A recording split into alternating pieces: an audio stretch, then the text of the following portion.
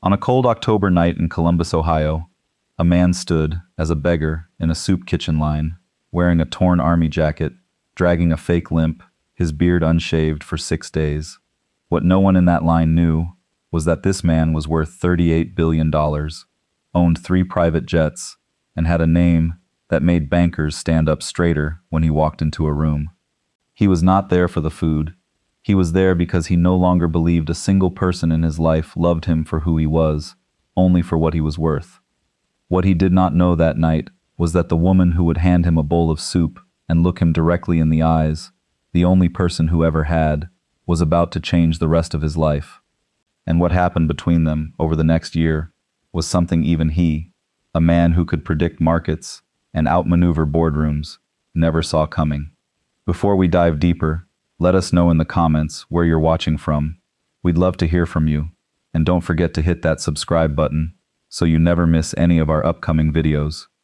To understand how Jack Sullivan ended up as a beggar sleeping on a flattened cardboard box behind a laundromat in downtown Columbus, Ohio, you first have to understand who he was before that.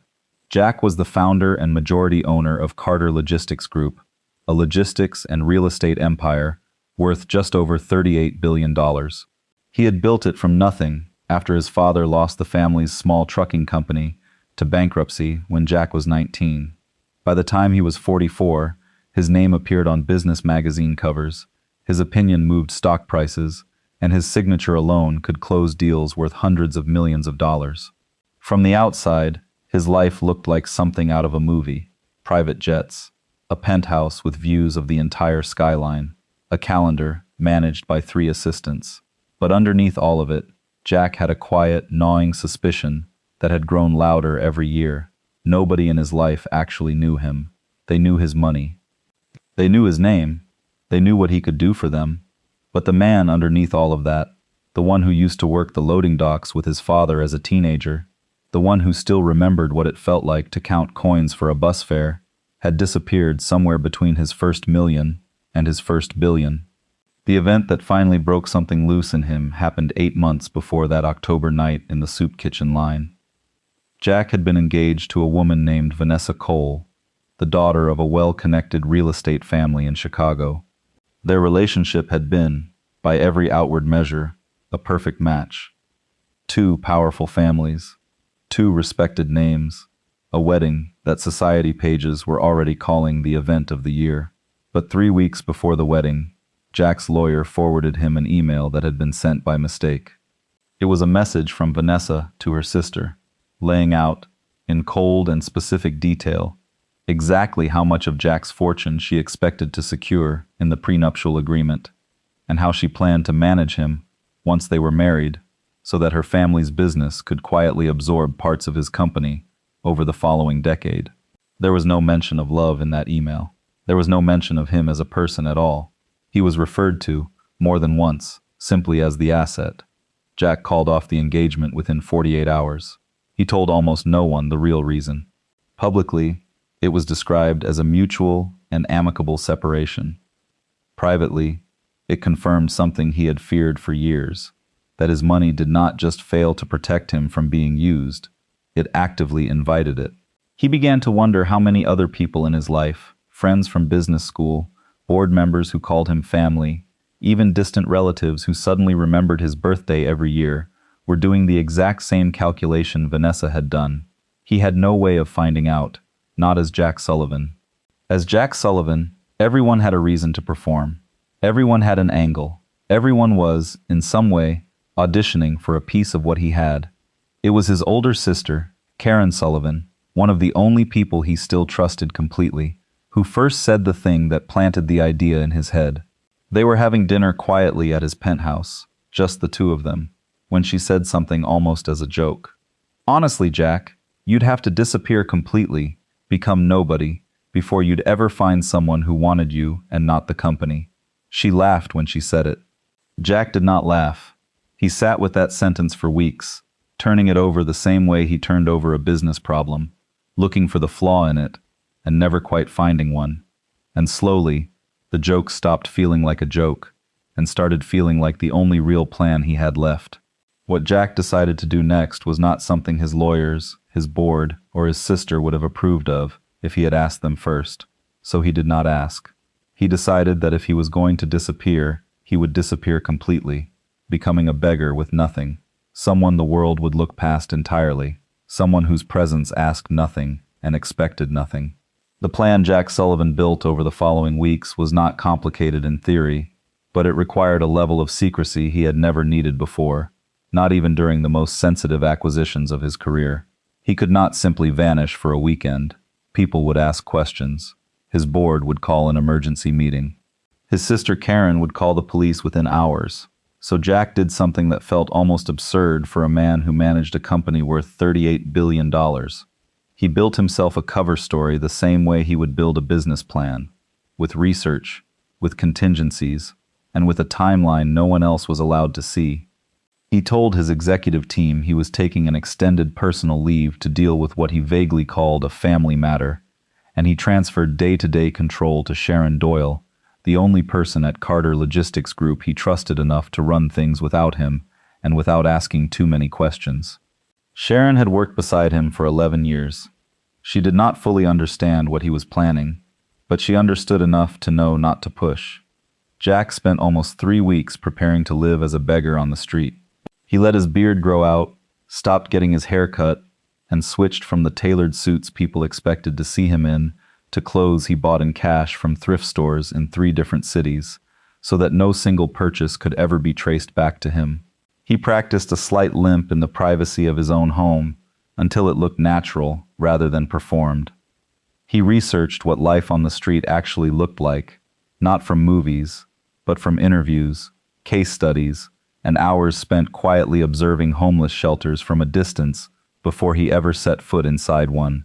He wanted the disguise to be convincing, but more than that, he wanted to understand what he was about to walk into, because some small, honest part of him already suspected this would be harder than any deal he had ever closed.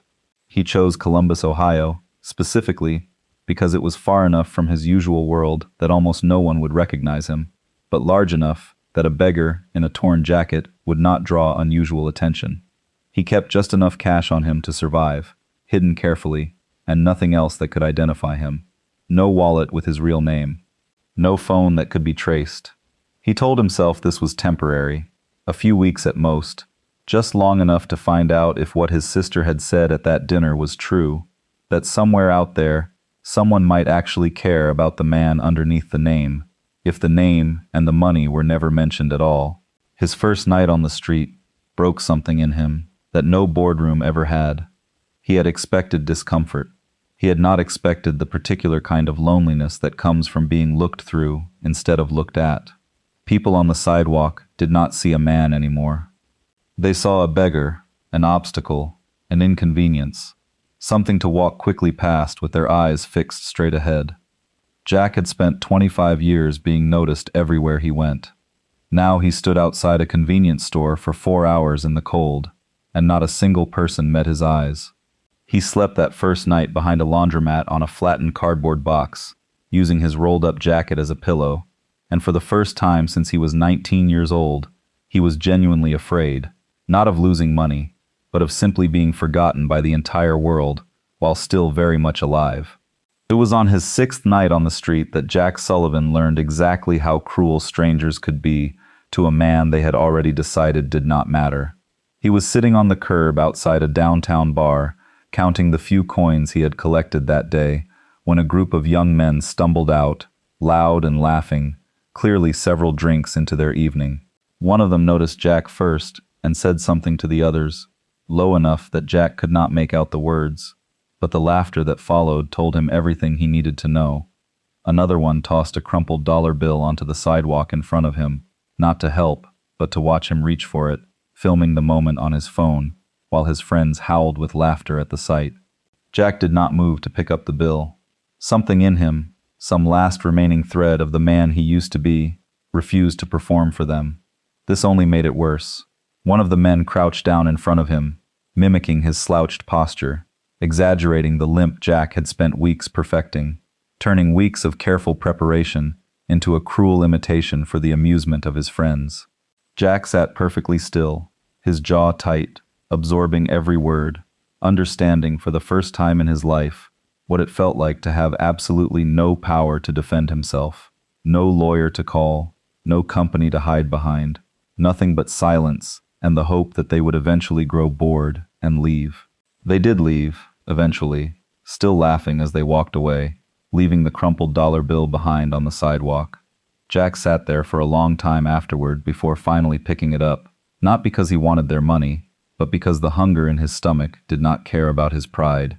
It was the closest he had ever come, in that entire experiment, to walking away from the whole plan and going home. What kept him there, he would later admit to himself, was not resolve or determination. It was simply that he had nowhere else to be seen as anything other than exactly what those men had just treated him as. And some stubborn part of him needed to know if there was anyone in this city who would treat him differently. By the fourth night, hunger had stopped being an abstract idea and had become something physical and constant. Jack had never once in his adult life gone a full day without eating whatever he wanted, whenever he wanted it. Now he found himself standing outside a modest building with peeling paint and a hand-lettered sign that read, Grace Community Kitchen, watching a line of people form along the sidewalk in the cold, all waiting for a hot meal that, for many of them, would be the only one they had that day. Jack almost turned away. Some old instinct told him that walking into that building as a beggar, standing in that line, admitting even silently that he needed help, was a kind of surrender he had never allowed himself before. But the hunger won. He joined the line, pulled his collar up around his face, and waited. He did not know it yet, but the woman working behind the serving counter that night, ladling soup into paper bowls with a patience that never seemed to run out, no matter how long the line grew, was about to become the only person in his life who had ever truly looked at him and seen something worth looking at. Her name was Laura Bennett, and she had worked the evening shift at Grace Community Kitchen for almost 3 years, ever since a difficult stretch of her own life had made her understand, in a way she never wanted to learn, what it felt like to not know where the next meal was coming from. She was 36 years old, with dark hair pulled back into a practical knot and hands that had gone rough from years of dishwater and long shifts. When Jack finally reached the front of the line that night, keeping his eyes down the way he had practiced, Laura did something none of the volunteers before her had done. She did not simply hand him the bowl and move to the next person. She looked at him, directly, and asked his name, as though the answer actually mattered to her. Jack almost forgot to answer. For years, people had asked him questions expecting a company, a valuation, a strategy. Nobody asked a beggar for just his name, and waited for it like it was the most important word he could say.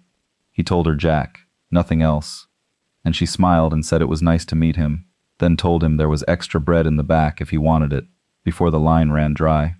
It was such a small thing, a woman offering a stranger a piece of bread, but it landed on Jack Sullivan with a weight that surprised him. Nobody had offered him anything in years without expecting something significant in return. Over the next several visits, Laura began to remember small details about him, the kind of details that told him she was actually paying attention. She remembered that he preferred the vegetable soup over the chicken. She remembered that his hands shook slightly in the cold, and she started saving him a seat closer to the small space heater near the back wall without ever making it feel like charity. She never asked him prying questions about how he ended up as a beggar on the street, the way some of the other volunteers did out of curiosity dressed up as concern. She simply treated him like a person who happened to be having a hard year, rather than a problem to be solved or a story to be extracted. Jack told himself repeatedly that this meant nothing, that Laura Bennett was simply doing her job, being kind to everyone who came through that line the same way she was kind to him. But as the weeks passed, he began noticing that she stayed a little longer near his table than the others, that she laughed at the small jokes he made despite trying to hide the sharp, educated wit he had spent years polishing in boardrooms, that when he finally worked up the courage to ask her name properly, she told him without hesitation, the way people only do when they have decided, on some level, that they are not afraid of you. He did not know yet that Laura Bennett had her own reasons for showing up to that kitchen every single night, reasons that had nothing to do with him, and everything to do with a promise she had made to herself, years before Jack Sullivan ever walked through that door. Laura Bennett's life, on paper, looked nothing like the kind of story anyone writes songs about. She worked 2 jobs, the evening shifts at Grace Community Kitchen, unpaid, done purely out of a sense of obligation she rarely explained to anyone, and daytime hours at a laundry supply warehouse on the edge of the city that paid barely enough to cover rent on the small apartment she shared with her 19-year-old brother, Ben Bennett. Their parents were gone, their father years earlier, their mother more recently, and Laura had stepped into the role of raising Ben the same way she did everything else in her life, quietly, without complaint, and without waiting for anyone to notice how much it cost her. Ben was the reason Laura got out of bed every morning with any sense of purpose left after years of exhaustion. He was smart, sharper than most people gave him credit for, the kind of young man who read business magazines at the library instead of watching television, dreaming about a future that felt impossibly far away from their current circumstances. Laura had promised their mother, in the last weeks before she passed, that she would make sure Ben had a real chance at something better, a promise she carried like a second job on top of the 2 she already had. What almost nobody at Grace Community Kitchen knew was that Laura herself had once stood on the other side of that serving counter, hungry, embarrassed, and desperate not to be recognized by anyone from her old life. A string of bad luck years earlier, a lost job, a landlord who refused to wait even one more week for rent, had put her and Ben on the edge of losing everything at once.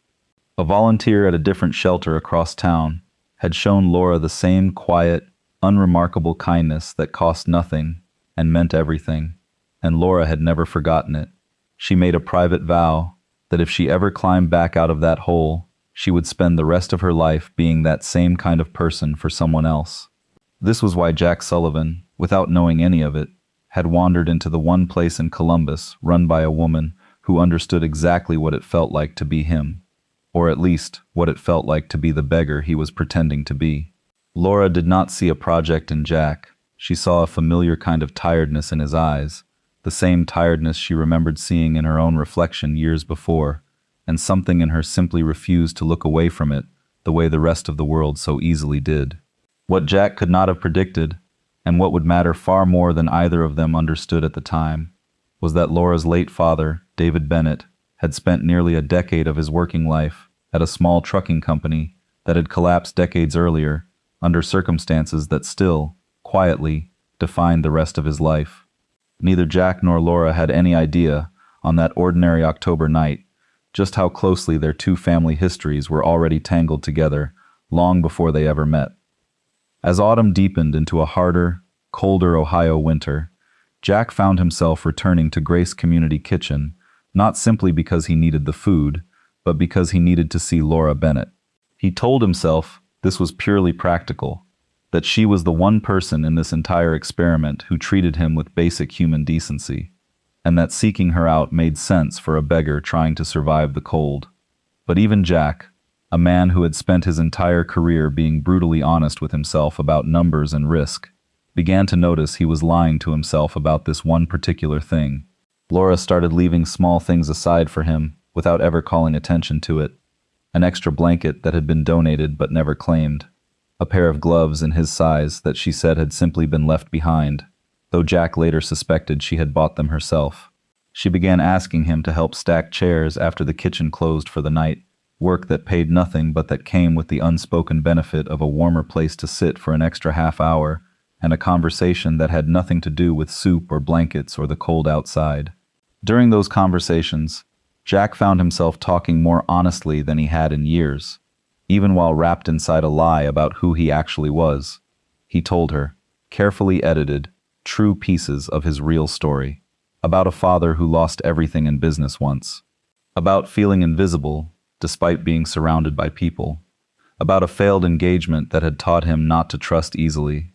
He never mentioned numbers, jets, or the company that bore his name in every financial publication in the country. But the emotional truth underneath the disguise was completely real, and Laura responded to that truth the way she responded to everyone, with patience, without judgment, and without ever once asking him to prove himself worthy of her attention.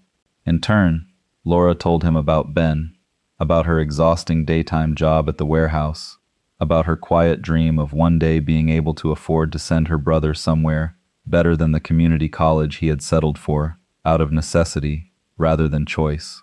She never asked Jack for money. She never hinted at needing anything from him at all beyond his company, which struck him harder than any business deal he had ever closed, because for the first time and longer than he could remember, someone wanted nothing from him except exactly what he was already giving her. It was during one of these late evenings, stacking chairs in the half-lit dining hall, while Laura hummed quietly to herself nearby, that Jack Sullivan admitted something to himself he had been avoiding for weeks. He was falling for a woman who believed he was a beggar with no last name worth mentioning, and the closer he let himself get to her, the more terrified he became of the moment she might eventually learn the truth. By late November, Jack Sullivan had been living as simply Jack for almost 7 weeks, longer than he had originally planned, longer than he had told anyone back at Carter Logistics Group he would be gone. Sharon Doyle had begun sending careful, coded messages through a contact Jack checked only once a week from a prepaid phone kept hidden inside a locker at a bus station. Messages that told him, in increasingly urgent language, that his prolonged absence was starting to raise real questions on his board, questions Sharon could only deflect for so long. Jack knew, rationally, that he could not stay in Columbus forever. He knew that eventually he would have to return to his real life, to Karen, to Sharon, to the company that employed thousands of people who depended on his leadership, whether he felt worthy of it or not. But every time he told himself he would leave at the end of the week, something happened that made him stay one more day.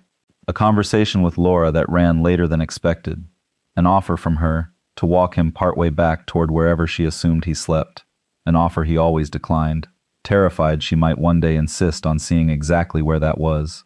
The lie had started as a simple test, a way to find out if anyone could love the man underneath the money. But somewhere in those 7 weeks, it had grown into something far heavier, because now Jack was not just testing a theory. He was actively building something real, with a woman who had no idea that the version of him she was falling for was, in almost every practical sense, a fabrication layered over a truth. He began to understand, uncomfortably, that the longer this went on, the more it would eventually cost both of them when the truth finally surfaced, and some part of him already sensed that day was coming faster than he wanted to admit. He tried, more than once, to tell her something closer to the truth. He would start a sentence, something about having once run a company, about knowing what it felt like to lose everything and rebuild it, and each time he would stop himself before finishing, terrified that even a partial truth might unravel the fragile, honest thing they had built between them. Laura never pushed him to finish those sentences. She simply let the silence sit, patient as always, and changed the subject to something easier, never once suspecting that the man across the table from her carried a secret large enough to reshape both of their lives entirely. What Jack did not know, and would not learn for many more weeks, was that Laura had already begun to sense that something about him did not fully add up, not because he had slipped and revealed too much, but because of something far smaller and far more difficult to explain away. While Jack Sullivan was learning to stack chairs and hum along quietly to Laura Bennett's humming, a journalist named Trevor Boyd was 3 states away in Chicago, working on a story that had absolutely nothing to do with Columbus, Ohio, at least at first. Trevor had spent the better part of a decade covering business and finance, and he had built a modest reputation on a single skill. He was very good at noticing when powerful people disappeared quietly, and even better at figuring out why. Trevor's interest was originally sparked by something small and easy to overlook: a canceled keynote appearance that Jack Sullivan had been scheduled to give at an industry conference, followed by an unusually vague statement from Carter Logistics Group about an extended personal leave. To most people, this meant nothing. To Trevor Boyd, it smelled exactly like the kind of story that had made his career twice before: powerful men who vanished right as their personal lives quietly fell apart behind the scenes. Trevor began making calls, the kind reporters make when they are not yet sure there is a story, just a feeling. He spoke to sources inside Jack's social circle, people who mentioned, almost in passing, the broken engagement to Vanessa Cole and the strange, sudden silence that followed it. He found the timeline suspicious. A billionaire quietly disappears within months of a very public engagement falling apart, and no one at his company seems willing to say exactly where he went or why. It took Trevor almost 2 months of careful, patient digging before a source, a former employee at one of the thrift stores Jack had visited while preparing his disguise, mentioned an unusual cash purchase months earlier that matched, almost too perfectly, the general build and description of a man who had recently gone missing from public life. It was a thin thread, easily dismissed by most reporters as coincidence. But Trevor Boyd had built his entire career on pulling exactly these kinds of thin threads, until they either broke or led somewhere real. And this one, he decided, was worth pulling. He booked a flight to Columbus that same week, carrying nothing but a hunch, a notebook, and a growing suspicion that the story he was chasing was about to become far bigger than anything he had covered before. While Jack remained unaware that a journalist was quietly closing in on his location, Laura Bennett's world was collapsing in a much smaller, much more immediate way. Her brother Ben had been complaining for weeks about persistent exhaustion and pain that Laura, buried under 2 jobs, had chalked up to stress and poor sleep. It was not until Ben collapsed at his part-time job at a hardware store that the truth became undeniable. A trip to the emergency room revealed a serious kidney condition that required ongoing treatment Laura had no realistic way of affording, not on her income, not with the savings she had managed to scrape together over years of careful sacrifice. The hospital bills arrived faster than Laura could process them, followed shortly by a warning that without consistent treatment, Ben's condition would only worsen. Laura did everything she knew how to do. She picked up extra shifts at the warehouse. She sold what little of value she owned.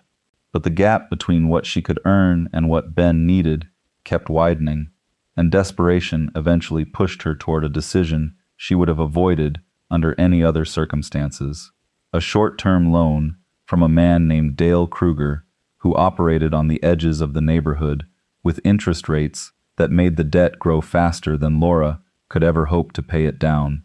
Jack noticed the change in Laura almost immediately, the exhaustion behind her eyes deepening, the patient warmth she carried into every shift now edged with something closer to fear. When he finally asked her directly what was wrong, she resisted for days before finally breaking down and telling him everything. About Ben, about the diagnosis, about the loan she had taken from a man she clearly regretted trusting. She told Jack all of this not because she expected him to fix anything.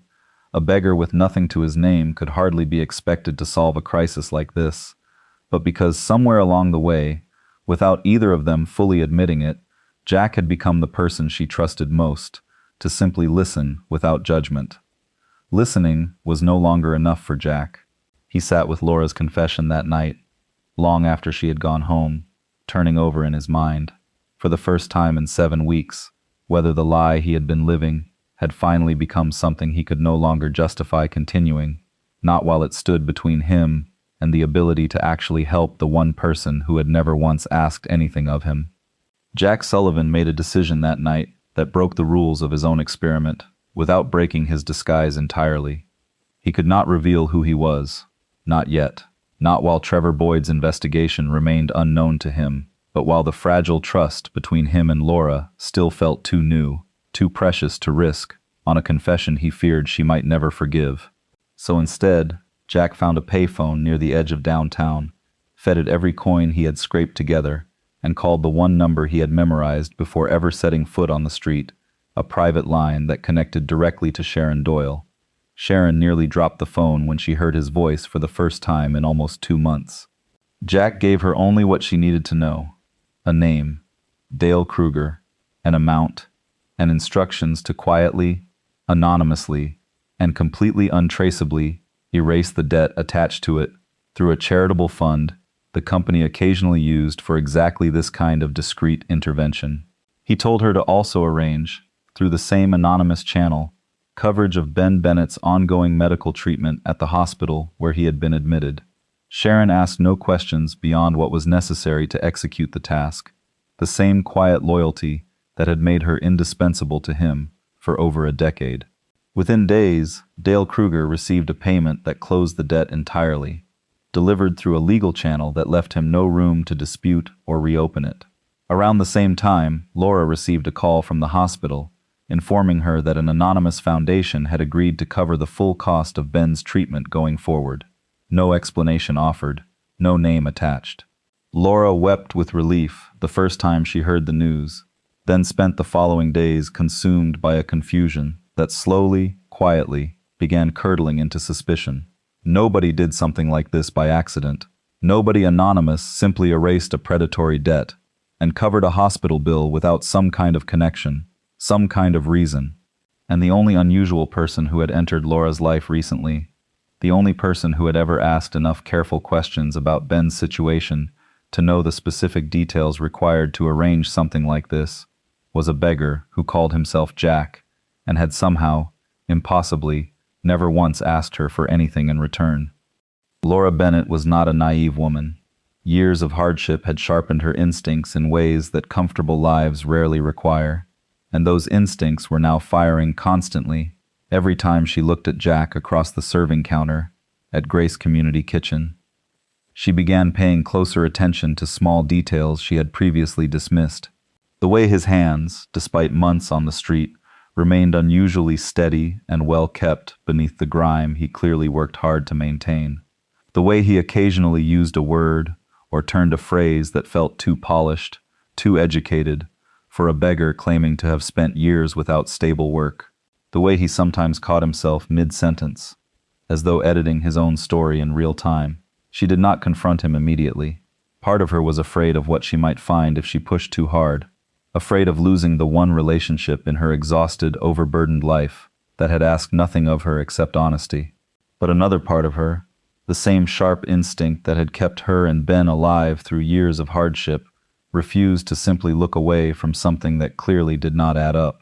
One evening, without telling Jack, Laura asked Ben, now recovering steadily thanks to the mysterious anonymous coverage, to help her look into something. But Ben, curious by nature, and always eager to help his sister, spent an evening quietly searching online for anything unusual, missing persons reports, business disappearances, anything that might explain the strange, specific generosity that had suddenly appeared in their lives. It did not take him long to stumble across an old business magazine profile, a photograph of a clean-shaven, sharply dressed man named Jack Sullivan, founder of Carter Logistics Group, alongside an article speculating about his sudden and unexplained absence from public life. Ben stared at the photograph for a long moment before showing it to Laura. Even beneath the beard, even beneath the disguise, the resemblance was impossible to dismiss entirely. Laura studied the photograph in silence, feeling something complicated tighten in her chest, a mixture of confusion, fear, and something close to betrayal she was not yet ready to name out loud. She made a decision that surprised even herself. She did not confront Jack immediately. Instead, she decided to wait, to watch, to see whether the man she had come to trust would ever choose, on his own, to tell her the truth before someone else forced it into the open. Trevor Boyd's investigation in Columbus moved slowly at first, hampered by a city large enough to hide a man who did not want to be found. But persistence was Trevor's defining trait, and after several weeks of showing photographs to shelter workers, thrift store employees, and anyone else who might have crossed paths with a man matching Jack Sullivan's description, he finally received a break. A volunteer at a different shelter across town mentioned, almost casually, a beggar who occasionally helped at Grace Community Kitchen, quiet and polite, someone the volunteer had noticed but never thought much of. Trevor visited Grace Community Kitchen, posing as a documentary filmmaker interested in stories of urban homelessness, a cover that allowed him to observe the dining hall without raising suspicion. He spotted Jack almost immediately, seated near the back beside the space heater, engaged in quiet conversation with a woman Trevor did not yet know was named Laura Bennett. By the time Trevor felt certain enough to act, he had already begun drafting the outline of an article that would reshape Jack Sullivan's life, whether Jack was ready for it or not. "Billionaire abandons company to live secretly as a beggar," the working headline read.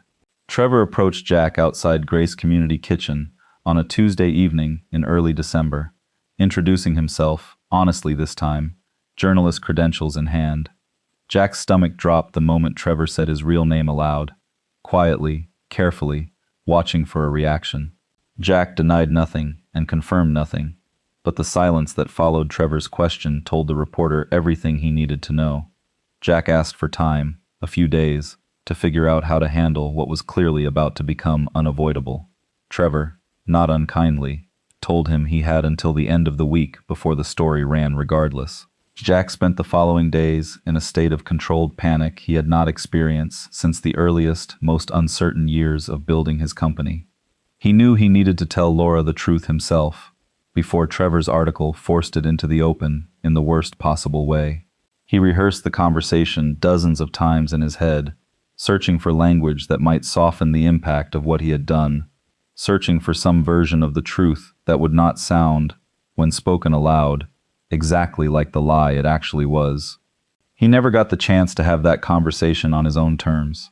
Trevor Boyd's article published on a Thursday morning, faster than Jack had anticipated, complete with photographs taken outside the soup kitchen and confirmation from unnamed sources close to Carter Logistics Group.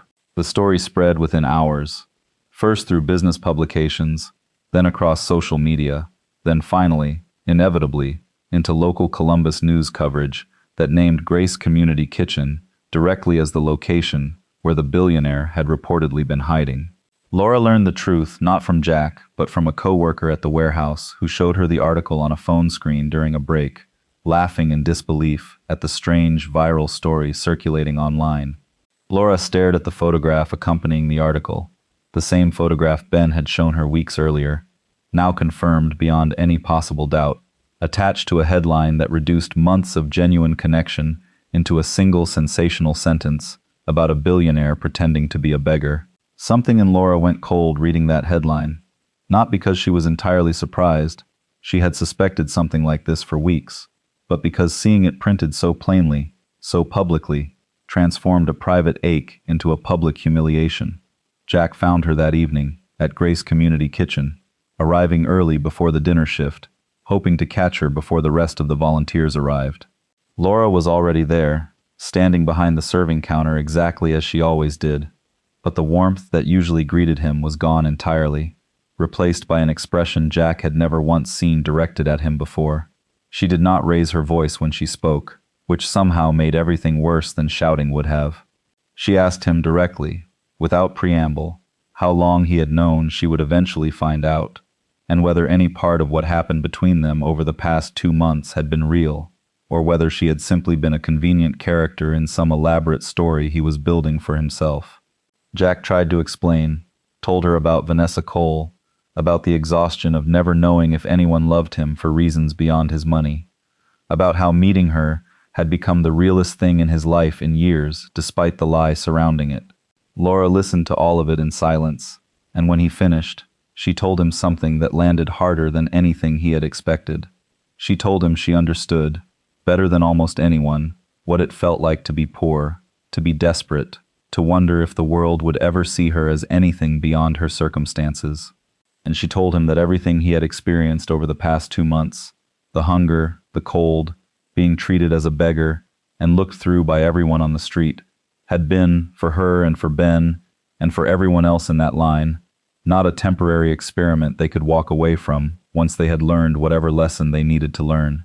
It had simply been their entire lives, permanently, with no billion-dollar company waiting on the other side of it. Jack had no answer for that.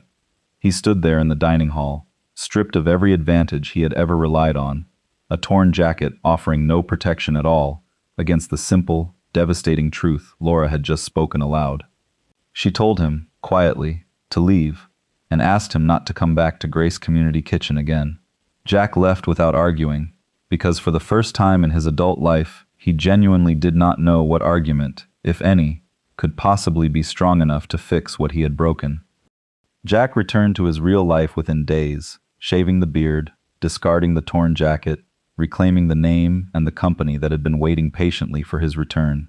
Sharon Doyle welcomed him back with visible relief, quietly managing the flood of media attention surrounding his sudden reappearance, while carefully avoiding any direct comment on where exactly he had been or why.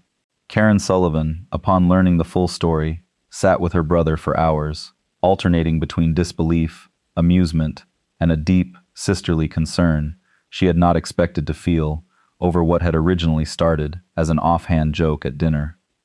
The public reaction to Trevor Boyd's article was exactly as chaotic as Jack had feared. Some praised him for what they called a bold, humanizing experiment in empathy. Others accused him of exploiting genuine poverty for some kind of personal social experiment, using real struggling people as unwitting props in his own emotional journey. Jack read every version of the story, every comment section, every hot take from strangers who understood almost nothing about what had actually happened between him and Laura Bennett, and none of it mattered to him nearly as much as the silence coming from the one person whose opinion he actually cared about. He tried reaching out several times in the weeks that followed.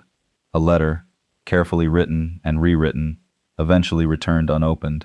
A message left with a mutual acquaintance at Grace Community Kitchen, never acknowledged. Jack understood, painfully, that Laura's silence was not confusion or indecision. It was a clear, deliberate boundary, one she had every right to hold after everything he had put her through, however unintentionally, in service of a theory he had never fully thought through to its consequences. For the first time since building his company from nothing, Jack Sullivan found himself sitting in his penthouse, surrounded by every material comfort $38 billion could provide, feeling emptier than he had felt sleeping on cardboard behind a laundromat in the cold. The disguise had come off completely now, but somehow he felt more like a stranger to himself than he had at any point during those 7 weeks pretending to be somebody else entirely. It was Karen Sullivan, restless with worry over her brother's obvious despair, who first stumbled onto the piece of information that would eventually change everything. While quietly researching the Bennett family, hoping to find some angle, some gesture that might help Jack repair what he had broken, Karen discovered old employment records buried in archived company files from decades earlier, records tied to their father's original trucking company, the same company whose bankruptcy had shaped so much of Jack's early drive to succeed. Among those old records was a name that stopped Karen cold: David Bennett, employed at Sullivan Trucking for nearly 9 years before the company's collapse left him, along with dozens of other longtime workers, without the pension benefits they had been promised for decades of loyal service. Karen cross-referenced the name carefully, confirming through public records that David Bennett had indeed been Laura and Ben's father. She had not been mistaken. Decades before Jack Sullivan ever wandered hungry into Grace Community Kitchen, his own father's company had quietly devastated the Bennett family's financial security, contributing directly to the hardship that had shaped Laura's entire childhood. The same hardship that had eventually pushed her toward that first desperate night standing on the wrong side of a different soup kitchen's counter years later. Neither Jack nor Laura had ever known this connection existed. When Karen finally showed Jack what she had found, he sat in silence for a long time, turning over the strange, painful symmetry of it all. He had disguised himself as a beggar searching for real love, only to discover that his own family's history had quietly helped break the very woman who had shown him more genuine love than anyone else in his adult life. It was not the kind of coincidence anyone could have planned or predicted. It felt, instead, like something closer to consequence finally arriving home, years overdue. Jack understood immediately that money alone could not fix what needed fixing, not this time. A simple check, however large, would only confirm every fear Laura already carried about being reduced to a transaction in his story. So instead, Jack made a decision that surprised even Sharon Doyle, who had by now grown used to her employer's unpredictable choices. He established a fund, quietly and without his name publicly attached, dedicated to locating and fully restoring the retirement benefits and back pay owed to every surviving former employee of the original Sullivan Trucking Company, decades after the bankruptcy that had cost them everything. David Bennett's family was among the very first accounts fully restored, though Jack made certain the payment was processed through the same anonymous foundation channel that had covered Ben's medical bills earlier, careful never to attach his name directly in a way that might feel, once again, like a performance designed to win Laura back. But money, Jack knew, was the easy part, the part he had always known how to do. The harder part was proving, through action, rather than another well-crafted explanation that he had actually changed. So Jack did something almost nobody in his position would have considered. He took a real job, under his real name this time. No disguise, no more pretending to be a beggar, working modest hours at a community center located just blocks from Laura's apartment, quietly assisting with logistics for their own struggling meal program. He told no reporters. He avoided cameras entirely. He simply showed up, week after week, doing ordinary, unremarkable work alongside people who had no idea their new volunteer controlled a company worth $38 billion. He did not attempt to contact Laura directly during this time. He understood, finally and completely, that trust rebuilt through grand gestures rarely lasted, and that the only thing that might eventually mean something to her was watching, from a distance, whether the man underneath the disguise was capable of showing up consistently, honestly, and without an audience, for months, without asking for anything in return. It took nearly 4 months before Laura heard anything about what Jack had actually been doing since their confrontation. It came, fittingly, through Ben, who arrived home one evening with news that startled his sister more than anything had in a long time, about a fund restoring pensions to old Sullivan trucking employees, about their own father's name appearing among those accounts, about a quiet, unpublicized volunteer working under his real name at a community center not far from their apartment. Laura drove to that community center herself 2 days later, telling no one, needing to see with her own eyes whether any of it was true before she allowed herself to feel anything about it. She found Jack exactly where Ben had described, sleeves rolled up, sorting donated food supplies alongside a group of volunteers who clearly had no idea he was anyone other than a quiet, hard-working man named Jack who showed up reliably every week without ever once mentioning who he really was. She watched him for several minutes before he noticed her standing near the doorway. When their eyes finally met, Jack did not rush toward her with explanations or apologies. He simply stood still, allowing her the space to decide, on her own terms, whether she wanted to approach him or walk away entirely. Jack told Laura everything that afternoon: the fund, their father's shared history, the reason he had chosen to prove himself quietly instead of loudly, and the fact that he had never once expected forgiveness, only hoped that consistency, given enough time, might eventually speak louder than the lie ever had. Laura listened without interrupting, and when he finished, she told him something that surprised him more than any twist his entire 7 weeks as a beggar had prepared him for. She admitted that she had suspected the truth about his identity weeks before Trevor Boyd's article ever published, the moment Ben had shown her that old business magazine photograph.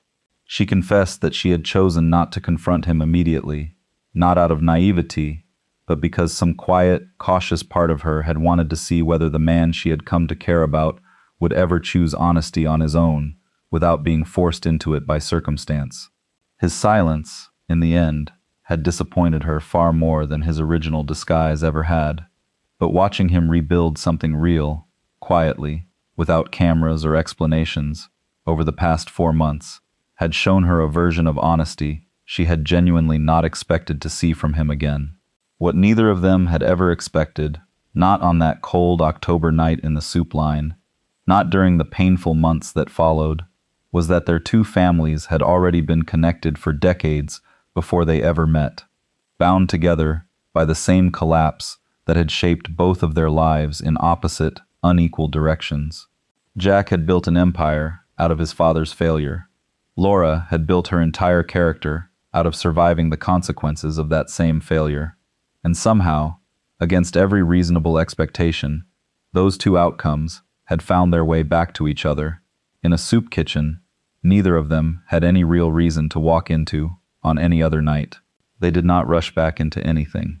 Jack continued volunteering at the community center for months afterward, and slowly, carefully, Laura allowed him back into her life and eventually into Ben's, watching closely for any sign that the old patterns might resurface, and finding, gradually, that they did not.